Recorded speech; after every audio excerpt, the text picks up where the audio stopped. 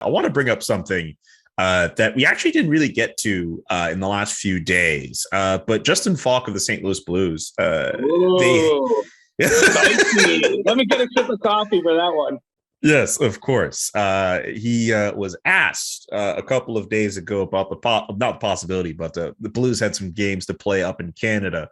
And Justin Falk, I believe a native of Minnesota, not thrilled about the possibility, but not thrilled about the idea of playing games in Canada. We know about how the COVID restrictions are compared to what they are in the United States.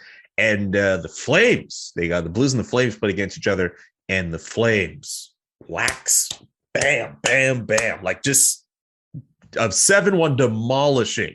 And a one tweet you loved, especially from the Calgary Flames Twitter account. You're a big fan of them.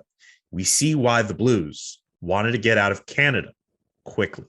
Yeesh. Just that was tough. I know you love that tweet, and I know those comments have kind of gone around, and I know a lot of people have gotten humor out of it, but like I feel like there's some truth, and I feel like there's something in what Justin Falk said about Canada that I'm sure that other NHLers are thinking about, and I'm sure it could affect them, say, I don't know, for the trade deadline, if the possibility comes for them to be traded to a Canadian team, or free agency as we continue to maneuver through COVID. So I was just curious about your thoughts on that. Well, it's a real thing. Like there's his comments. It's funny. He just said the quiet part out loud or whatever, right? Like he's not the only one thinking that. Like, I don't think, other than the fact that we have to set up this sort of topic by mentioning Justin Falk's quote, this isn't really about Justin Falk. I think that what this hits on is there's a significant feeling behind the scenes that there's a lot of NHL players feeling this way. And I can't even say I blame them, right? I mean, they're traveling into Canada. They're seeing the difference in what life is. All 25 U.S. markets where the NHL plays right now, there's no restaurant or bar restrictions. You don't see any, tarped off seats the way we're seeing in the games in Canada. I mean, it is a totally different approach to the pandemic. Without even making a judgment on which is better, which is right, which is wrong, I think it's fair to say that some players want more freedom. I don't think it's a bad thing to say, but as we look to the trade deadline, that's only March 21st. I mean, in some ways, it's a long ways away. Far enough still, it's hard to really cook up the hot rumors at this point because, I think that the trade market's still sort of taking its form. But there is already a feeling that there's going to be players that just don't want to come to Canada. And, that only affects a handful of Canadian teams. The Leafs are certainly going to be out there trying to add to their team as the team in Canada with probably the best chance winning the Stanley Cup, certainly the highest in the standings. But maybe Calgary, maybe Edmonton. We'll see where Vancouver's at. These teams are going to have trouble getting players here. I don't think there's any way around it. Because the league's going to spend at least the next month in Ontario playing in empty buildings. I don't know the status of each province right now when we'll see, maybe we'll probably see full arenas in Alberta, I would think sooner than in the other provinces, but max 500 people in Quebec. I forget. I think at some point in February, they're going to have that officially be a thing. The Canadians are going to play at home tonight against Thursday night against the Anaheim Ducks, and then on Saturday against the Oilers, actually. But yeah, they're going to be seeing some home games eventually with very little to no fans at their rinks. Well, at the Saddle Dome, I know they opened the restaurants, but they didn't put they weren't serving alcohol. And Daryl Sutter was on a radio show there, and he said, "Yeah, but you can always sneak a Mickey in your boot," which actually cracked me up. Jesus, such a Daryl Sutter. Jeez. Anyway, I love the Daryl Sutter dry humor. Yeah, but I got to say that, this is going to be a problem. I think this is it's already on the radar of the teams. Agents are talking about it to people like me. And so Justin Falk, everyone can have fun with his one comment, and then, St. Louis gets waxed. And I love the Flames social team, by the way. I know I stick-tagged social teams last week on Thursday, but I'm getting a real kick. They're on a heater right now. They're turning up the heat. It's been funny. But this is a larger issue. And, Canadian teams, it might change the deadline, honestly. Like a team like the Leafs, we saw Kyle Dubas make 5 trades before last year's deadline. I think he views his team largely the same this year, that he's going to – I'm not saying there's a number of trades he wants to make. He's limited by cap restrictions and things, but, he's going to want to be out there adding to this team, but it just might not be possible. There might be not the players that he's interested in, that he likes, that they can make fit in their cap picture might not want to play in Canada. I mean, I would think that's a conversation they're going to have too. You know, it's not like everyone has a no trade clause. Obviously, players can be traded sort of against their will or without their blessing. But, you know, if anything's going to work, if a short-term relationship's going to work with a player, I think you're going to want to know he's comfortable with the situation. And so that's going to be a huge talking point, I think, as the deadline gets closer. It's just who wants to actually come up here and live in our lockdown life. Yeah. And beyond that, when it comes time for free agency, we all know how big of a deal that is, especially in Canada, when it comes to where they're figuring out where players are going to go once they're unrestricted free agents.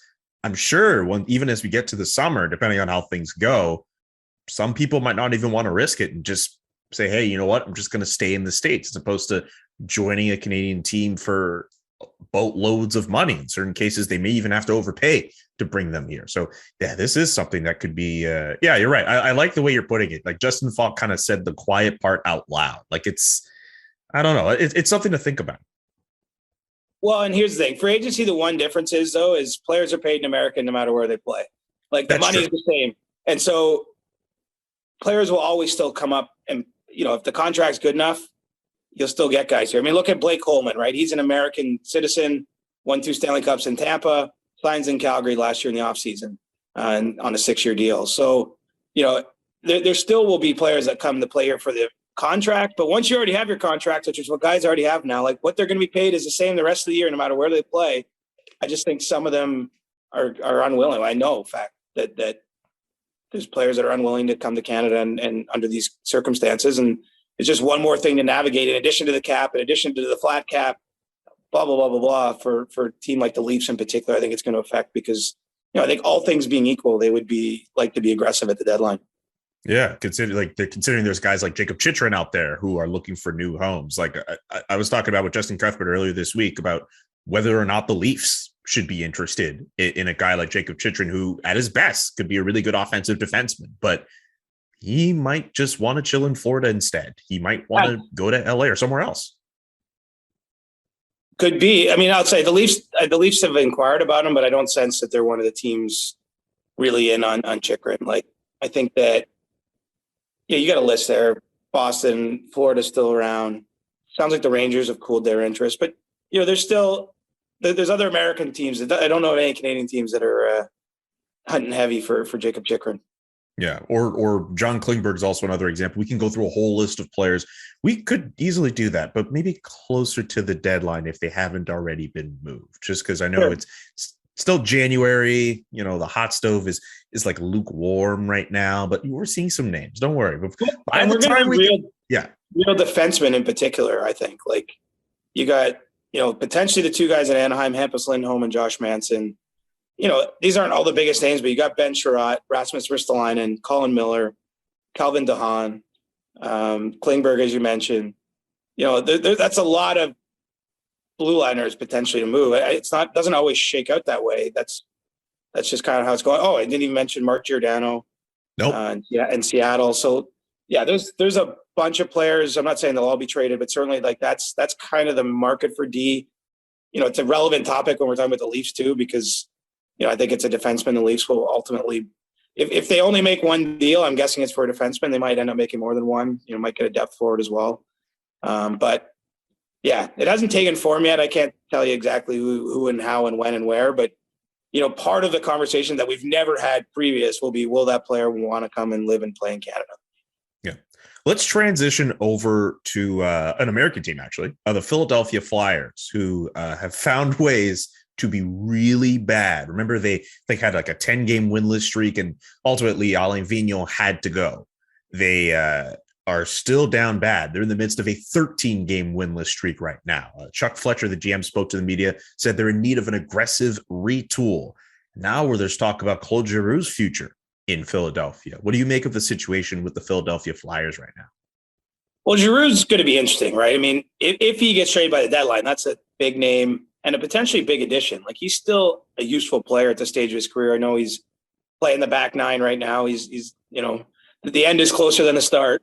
But, you know, it does sound as though it's going to be entirely up to Claude what he wants. And, the plan as it stands right now is for Pat Brisson and his agent to sit down with Giroux, sometime next week. There's the All-Star breaks next week.